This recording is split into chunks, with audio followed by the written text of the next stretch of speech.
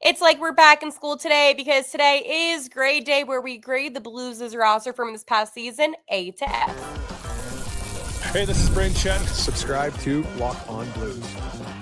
You're Locked On Blues, your daily podcast on the St. Louis Blues. Part of the Locked On Podcast Network, your team every day. Back to Locked On Blues. I am your host of Locked On Blues, Haley Taylor Simon, talking to you all things about our St. Louis Blues here on the Locked On Podcast Network, your team every day. Today, we're going to be grading the roster. That is right, where we're going to be discussing every single player from this past season and giving them a grade of A to F. Before we do individual player breakdowns, we're also going to be grading the coaching staff going forward. But today, we're just going to focus on the active players. We're going to talk about some offseason needs that the Blues need, kind of more of a vague picture of what they need, and then we're going to get into details as the offseason continues on. And finally, yesterday, General Manager Dougie Yeh said, well, I reported that he said this, that the team got 5% better. So what is the area that this team needs to work in to become even better than last season? So we have a lot to get into today in Locked On Blues. Again, my name is Haley Taylor Simon, and we're talking all things Blues today. I'm a little bit sick. So again, my apologies if you hear my voice being a little bit nasally, under the weather, but I wanted to come on here, obviously. So we're going to do this in alphabetical order. And the reason why is it is easier for me. The first player is Zach Bolduc. Now, it's interesting with Zachary Bolduc, right? Because he was a player that I really wanted him to make it out of training camp. Obviously, he didn't. However, when I look back at this season for him, he did play in 72 games for the Blues with 19 goals, 17 assists, and 36 points. He was plus 20 on the season and 37 penalty minutes. I would have to give him a B-. I actually think he did quite a good job, especially towards the end of the season. I saw a lot more from him. When he first, obviously started playing, he did play majority of the games.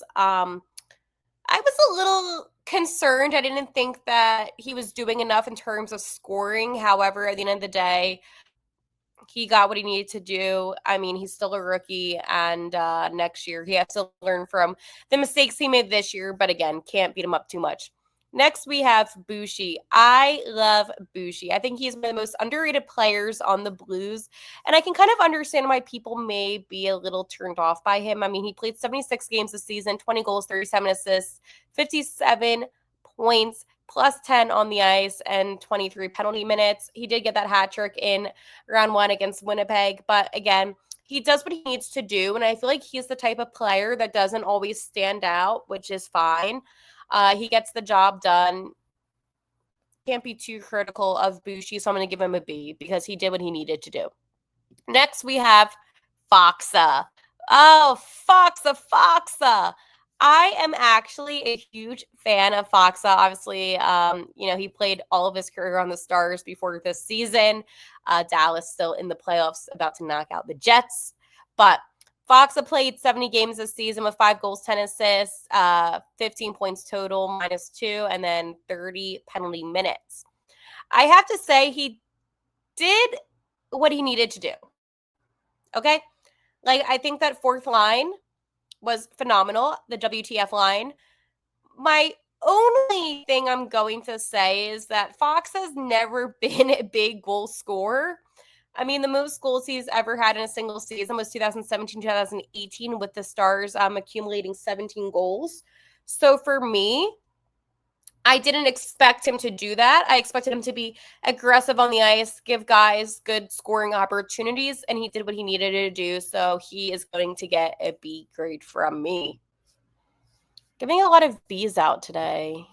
And next we have Dylan Holloway, and this is when the B's turn to A's. Dylan Holloway, 77 games before his injury, 26 goals, 37 assists, 63 points plus 21, 10 penalty minutes. I love the low number for penalty minutes, by the way. He gets an A for me.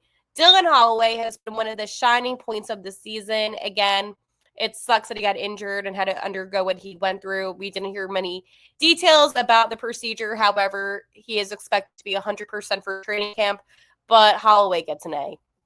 No doubt in my mind. Next, we have Matthew Joseph Mojo. He is an interesting one. He played 60 games, 4 goals, 10 assists, 14 points total, minus 6 and 28 penalty minutes. He does rack up a good amount of penalty minutes.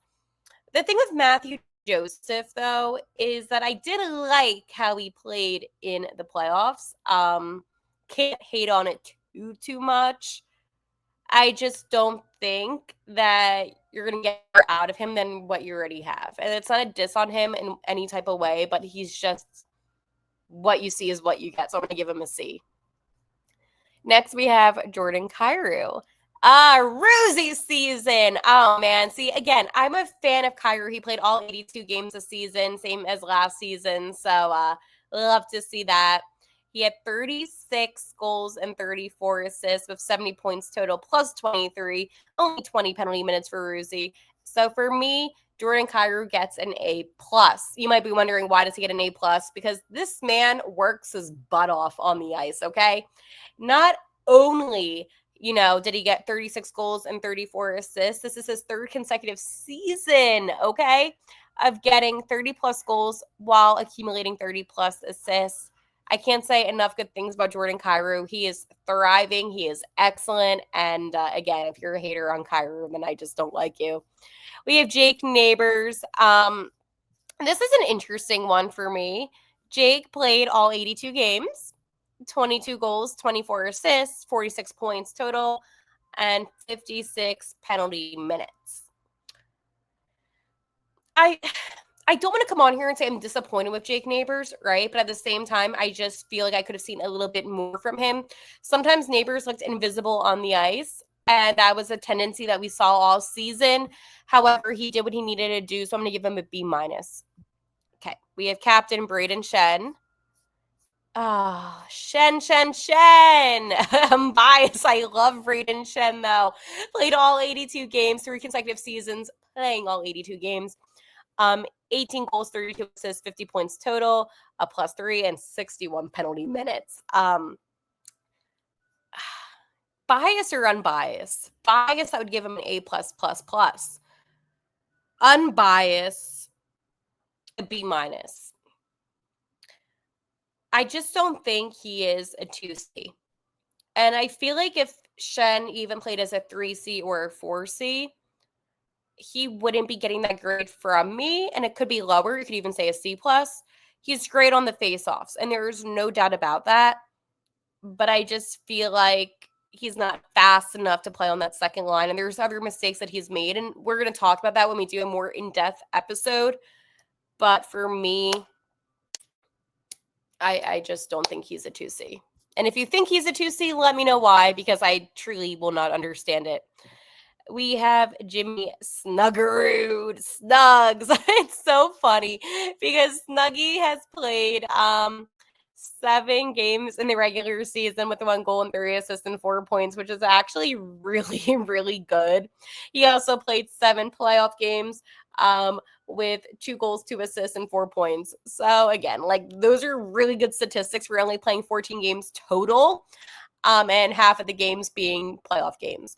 I am so impressed with him. It's hard to give him a grade based off of that, so I'm going to have to just go with A, just because, again, the statistics don't lie, and how he played on the ice was phenomenal. I mean, the 1 game in Winnipeg, I believe it was game 2, he was the only goal scorer, so that was huge.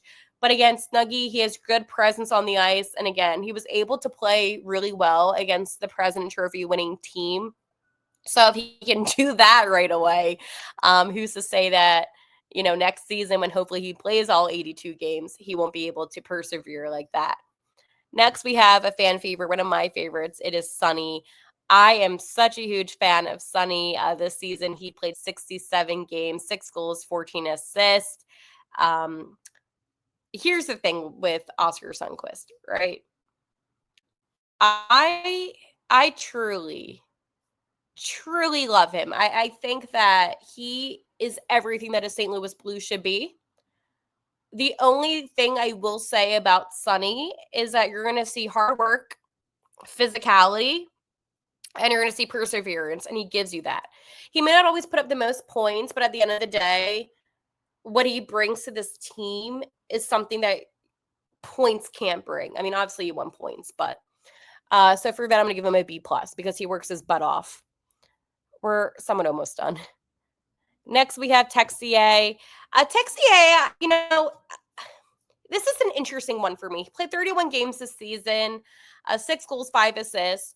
But for me personally, I just expected to see some more out of him. He looked invisible on the ice for me. I hate to be like, oh, well, he didn't do enough. But again, old enough to where, mid-20s, old enough to where you have to be more visible. So I'll give him a C+. Robert Thomas. I think we all know where this is going. But Robert Thomas for me gets an A+. I mean, he played 70 games with 21 goals and 60 assists. That's enough as it is. A+. Next, we have Alexei Torchenko. Again, the WTF line, the fourth line always, steals my heart, But for a guy that's played his whole career in St. Louis, I have to say, I think this is one of his better seasons. While he only scored 4 goals, he did accumulate 14 assists, and he made more of a presence on the ice. Penalty minutes were a little high this year of 25, but again, you're going to get that out of Alexi, so it is what it is. And finally, on the WTF line, it's not complete without the Aussie, the only Australian hockey player in the NHL, Nathan Walker. Walker played 73 games, 8 goals, 8 assists, 63 penalty minutes. But again, it's Nathan Walker. What do you expect? Again, did what you needed to do. I don't know if I even graded Alexi, but Walker gets a B. Alexi gets a B. I'm very biased towards our fourth line. Defensively, we have Philip Broberg, one of the guys that we got in an offer sheet from Edmonton. Broberg's only 23 years old, so there's still plenty of time for him to continue to improve. With 8 goals and 21 assists, can't be upset about it. Here's the thing with Philip Broberg. He's a great two-way defenseman. Obviously, one of his strengths is playing more offensively. So I think for me personally, I can't expect him to just play in that defensive only type of role. So that's why for me, I'm going to give Philip Broberg a B. I think that Holloway was a super special. But in the beginning of the season, Broberg, I believe that he was on a record to have the most consecutive wins as a newly acquired Blue, something like that. But when we do the episode breaking down Philip Broberg, I'll go over that. Next, we have Justin Folk. Interesting one, right? Because I know that a lot of us don't really see him being on the team again next season. For me, you can say it was underwhelming and disappointing. 78 games played, 4 goals, 28 assists. And while the 28 assists is nice, he had 28 assists last season too. It's just the positioning on the ice. A lot of last-minute goals went in due to his positioning. I wasn't impressed. He really didn't help out Binnington in any way. So I'm just going to give him a C-. Cam Fowler. Oh, Cam Fowler. Who would have thought that the Blues would have found a pot of gold at the end of the rainbow with Cam Fowler? He played 51 games this season wearing the Blue Note after the Blues acquired him from Anaheim with 9 goals and 27 assists, 36 points. Cam Fowler gets an A. One of the best defensemen on the Blues this season. Again, love Cam Fowler. We have Matthew Kessel. We didn't see much of Kessel this season, if I'm being blunt, with only 29 games, no goals, 3 assists.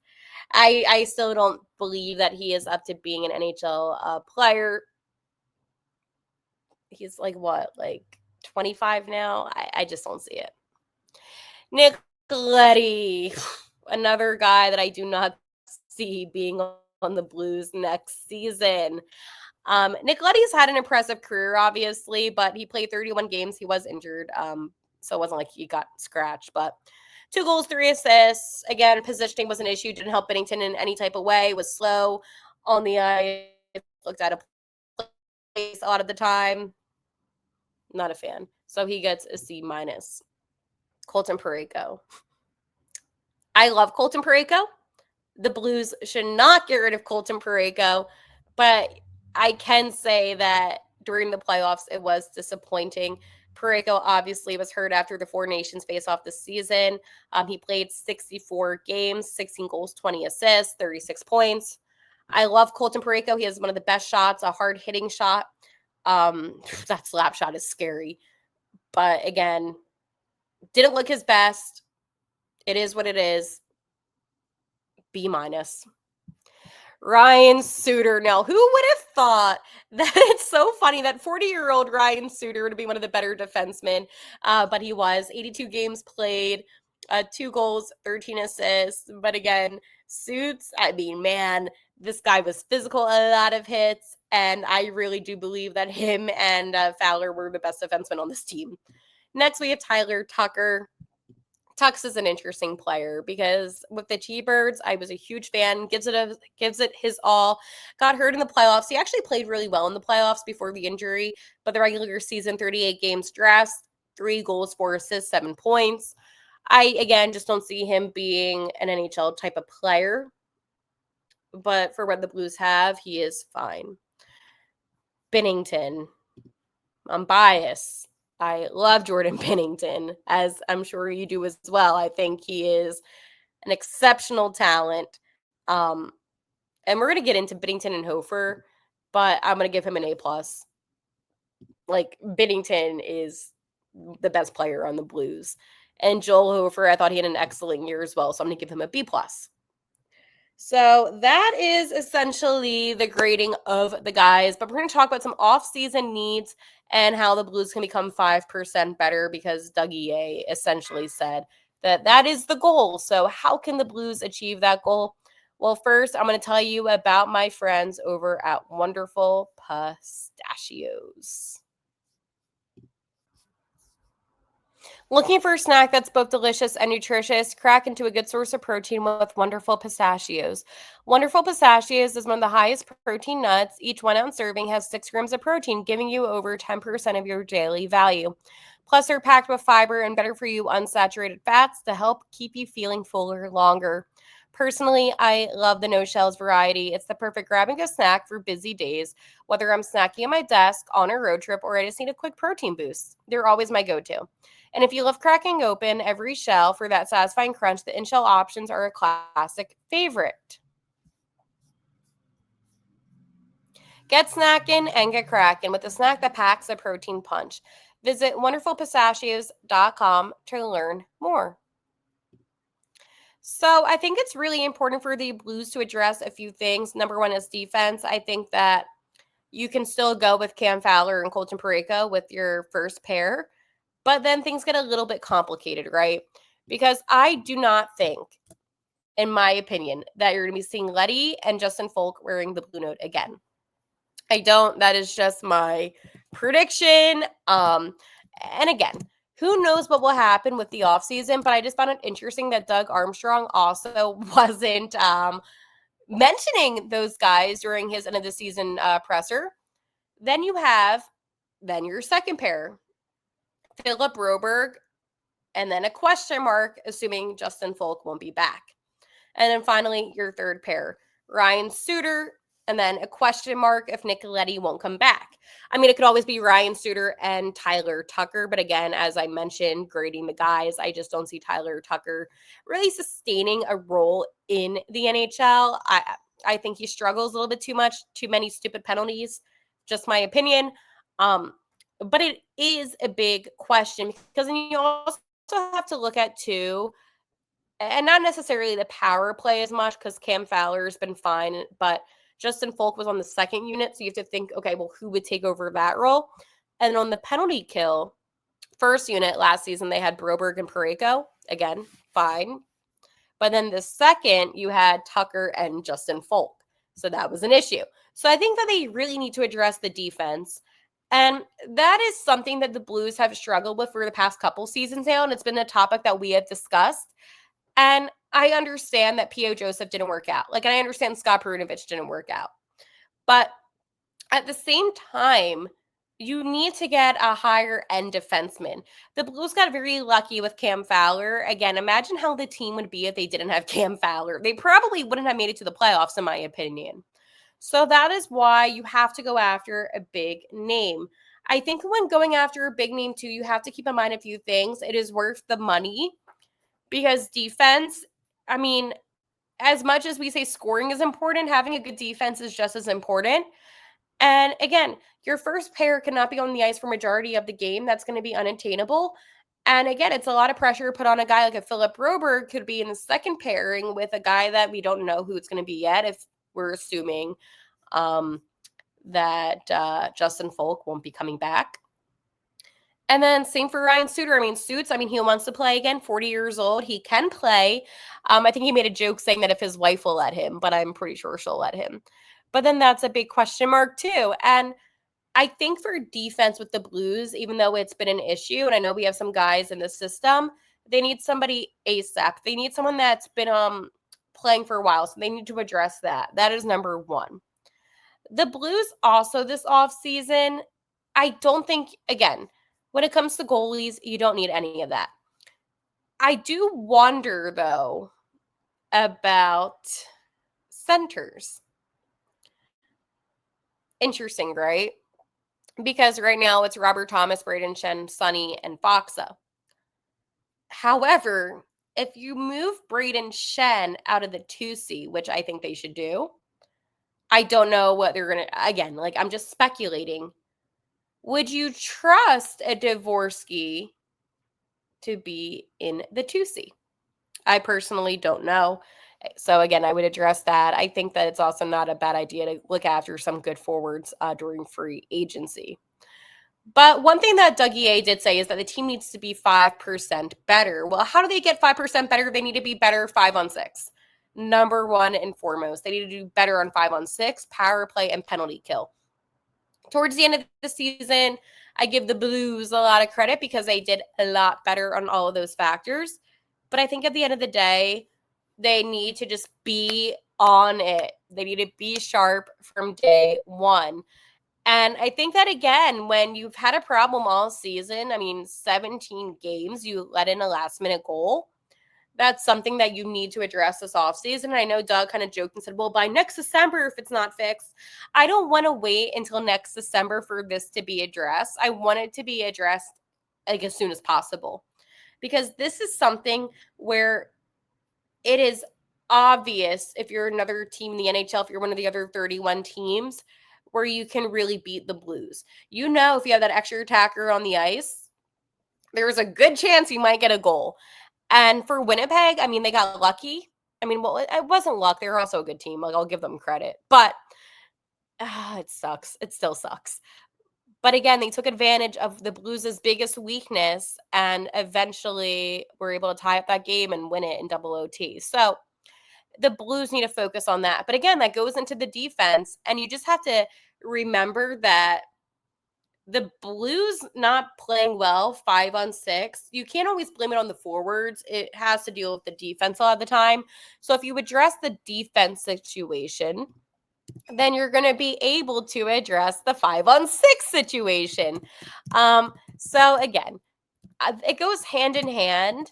And I don't think necessarily, right, that you can really pinpoint a specific player. You can with a couple of them, actually, with Letty and Folk, but it's not just on them, right? And I feel like that has been my issue all season, where it's so easy for me to blame some of those guys just because it's easy to blame some of those guys, right? And there's a good amount of players that are going to be free agents. And for me personally, and we're going to get more into this, right? Because I want to be able to really address free agency as a whole and be able to just really, break down who the Blues should get defensively, right? I know that I have talked about, getting Keandre Miller. We've talked about that. Even Cody Ceci. Aaron, well, no. Ekblad, I don't know. It's me too expensive. Ivan Provorov, Jeff Petrie, I'm just kind of looking over my list. I have a little Google spreadsheet, actually. Luke Hughes, but he's a restricted free agent, so I don't think he's going to move at all. That'd be interesting, though. But he also gets hurt, kind of-ish. Cam York. Oh, wow. That'd be interesting. John Klingberg. Edmonton! No, but he's old. He's 32. That's not, old in real life, but, But as I said, P.O. Joseph, could you imagine bringing him back again? Eric Johnson, EJ. Is he actually 37? Wow. Anyways, we'll go over that in an episode coming up of all the guys that we could potentially get during free agency. We're going to talk some trade scenarios. But again, today was a great day, and we'll have our individual player breakdowns as the offseason continues. Man, there's so many topics to talk about here on Locked On Blues. So I'll talk to you tomorrow. Hopefully, I won't be feeling as sick. And like always, let's go Blues.